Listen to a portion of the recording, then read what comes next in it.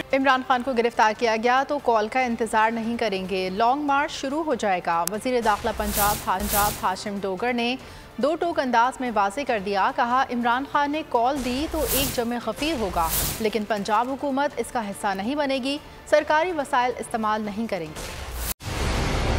मंजिल, रास्ता, जज्बा, भयानक सच्चाई से हटाए पर्दे और तोड़ डाली झूठ की बेड़ियां। सलाखों से डरना कैसा जब चट्टानों ने पाला हो। इमरान खान बोल के साथ, जुम्मे से इतवार रात 10 बजे सिर्फ बोल न्यूज पर। सबसे ज्यादा व्यूज, सबसे ज्यादा रील्स और सबसे ज्यादा रेटिंग के साथ बोल अब भी नंबर 1 पोजीशन पर बरकरार। और अगर आपको हमारी ये वीडियो पसंद आई है तो लाइक पर क्लिक कीजिए, सब्सक्राइब करें और बेल दबाएं ताकि कोई खबर रह न जाए।